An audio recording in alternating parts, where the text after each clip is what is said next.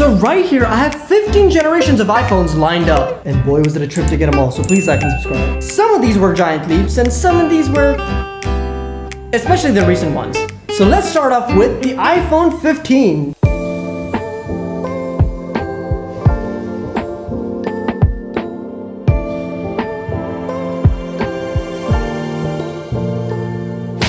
Now this is the iPhone 15 Pro, and right off the bat, I gotta say, this is probably one of the most minor updates we've seen. Like really, can you even tell which one's the 14 and which one's the 15? The bezels are ever so slightly thinner, which you wouldn't notice until someone told you. The construction is titanium rather than stainless steel, which kind of feels different, but not really. The biggest upgrade here is the introduction of USB-C, finally. This just makes everything more convenient, honestly. But yeah, we still got ProMotion, we got the A17 Pro, we got 8 gigs of RAM, and all that's still at $999. But really more of a meh year.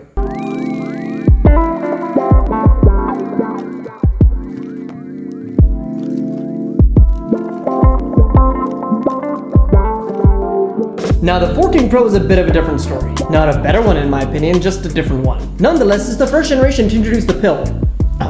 Sorry, the dynamic island. Steve Jobs is rolling over in his grave because this shit is ugly. Like honestly, who thought this was a good idea? Nevertheless, it's a change, and a big one. The display is slightly bigger, slightly brighter. The camera is now 48 megapixels, and we have a few new features like automatic crash detection. Not like app crash, like if you crash your car, the phone will dial 911 by itself. So we have the A16 Bionic, 6 gigs of RAM, and the dynamic island, all that still starting at $999. Although you can't buy a 14 Pro new anymore.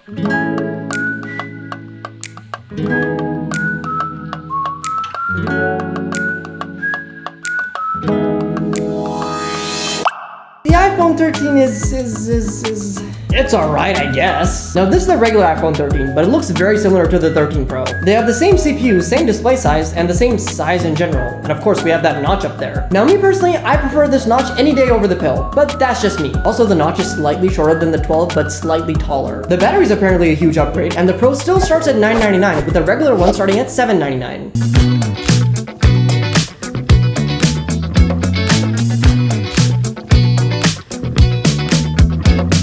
Now the 12 was kind of a major change, most notably the design, where they went back to this 4S-esque sandwich design. This is also the generation where they introduced the mini model, like this one right here. It only existed for the 12 and 13, there's no 14 or 15 mini, mostly because it didn't sell that well. This is also the first generation of iPhones to introduce 5G, which it's kind of weird that it took until 2020, but still. It's also kind of interesting that for a few generations, the Pro and the regular model were kind of the same. I mean, they had the same chip, the same display, and they kind of looked the same. But yeah, pricing also stayed the same, with $799 for the regular model and $999 for the Pro one.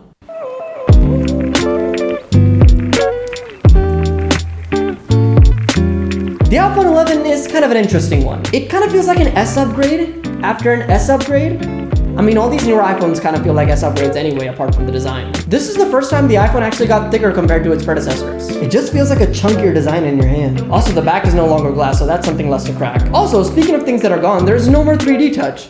I mean, no one missed it, and long pressing basically works the same as 3D touch. But the biggest news here is the cameras. You can see right here these weird triple cameras that look like a spider's eye. It's a leap for sure, especially for night mode. But yeah, pricing kind of stayed the same with $999 for the Pro models, but $699 for the regular ones. In my opinion, this is the last time Apple took a massive leap forward, and the occasion was special. The iPhone 10 released 10 years after the first iPhone did, and sought to recreate the same revolution. Maybe even arguably succeeded. I mean, how many notched phones did we get after this? Back in 2017, this did feel special. For the first time, the screen real estate got much bigger. I mean, I don't like how Apple popped the notch on literally everything after this, but it was a fine sacrifice here. We got Face ID here, which let me tell you, I have sweaty hands, so Touch ID never really worked for me. The 10S is actually the last time Apple used the S naming scheme, and is more or less the same outer design with upgraded internals, camera, what have you. And it's actually still my daily driver. I may be broke, but technically it still runs the latest iOS, so shut up, yeah. This is also the first time Apple took a massive leap in pricing as well, starting at $1,000. I mean, we're used to paying that now, but just a year before, the iPhone 7 started at $649, so.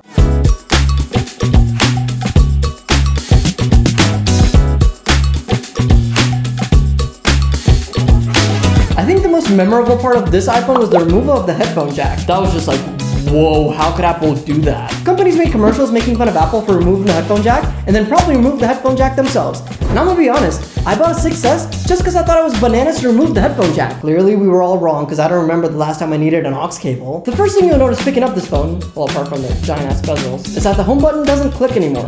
It has a haptic click, but it doesn't physically click. This is also the first iPhone to introduce water resistance, which strangely wasn't a thing before. Also, just a side note, I consider the iPhone 8, which released alongside the iPhone 10, a 7S model. It's more or less identical to this iPhone, except with upgraded internals. Like I mentioned before, the iPhone 7 retailed for $649 at launch, which seems kind of cheap, but that was for 32 gigs of storage.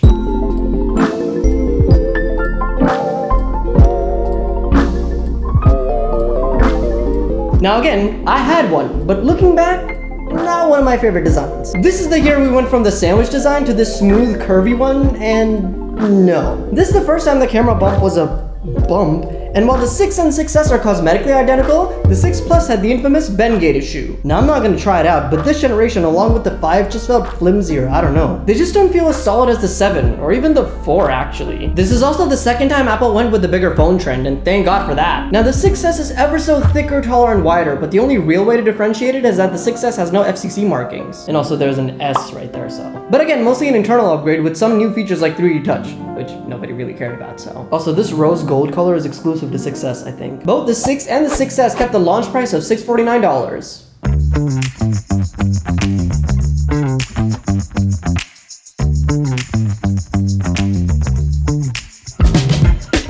The iPhone 5 is a lot of people's favorite, and I like it too. This is the first time Apple actually increased the display size.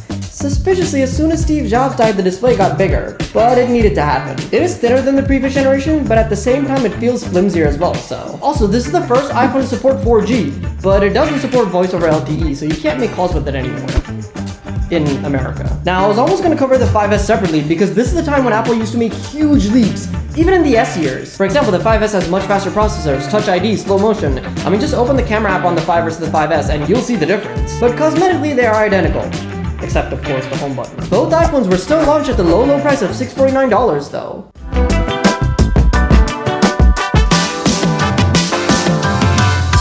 The iPhone 4 4S. Not gonna lie, this might just be one of my favorite iPhone iterations ever. This is one of the coolest designs ever. I mean, it's so cool that they brought it back. It feels so incredibly well built, even today. And when it comes to technological leaps, I don't think we've ever quite seen such a jump ever. This is where the Retina display was introduced, and whoo boy is it a massive leap. This is also where we got the front-facing camera, and with that, FaceTime. Thinner, faster, sharper, I mean, what a time, honestly. Except it did have the infamous antenna gate issue. In fact, this is how you can distinguish the 4 from the 4S. They are cosmetically identical except for the band placements. But yeah, the way the bands were placed, it caused your calls to be dropped if you held it in a specific way. Now the 4S fixed that along with a slew of new features. For one, this is the first time your iPhone camera felt like a proper replacement for your stupid handycams and digital cameras. It records video in 1080p, which was crazy in 2011. Siri was also introduced here, but yeah, while cosmetically almost identical, most of the upgrades were under the hood. And the price was also upgraded by $50.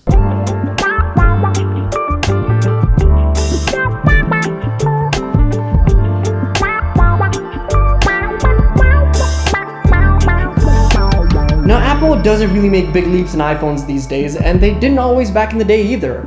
Case in point, the iPhone 3G. Now, this may look like a redesign, and cosmetically it is, but apart from the 3G, there really isn't anything new here compared to the last one. It has the same exact CPU and GPU from the last generation, the camera is unchanged and still can't take video, and while it can go up to iOS 4, it's really just an upgraded number, as there's no additional support for being on iOS 4. If anything, it feels like a downgrade build quality-wise, but that is for a reason. Now, it may look like a reskin lash on iPhone, but the huge news here, apart from the 3G, was it cut the price down from $499 down to $199. On contract. That is also for the 8 gig model, which I'm pretty sure there's more RAM on your phone these days. Now the 3GS set the standard for S upgrades. Again, it's purely an internal upgrade, but boy was it a leap. The CPU is significantly faster, and so is the GPU. We finally have video recording, tap to focus, twice the RAM. This is a proper S upgrade. And now you can get it in up to 32 gigs of storage. Ooh. This phone goes up to iOS 6. You can tell because you can now have wallpapers, which hard to believe you couldn't before. But yeah, off contract, these bad boys would still set you back 600 bones.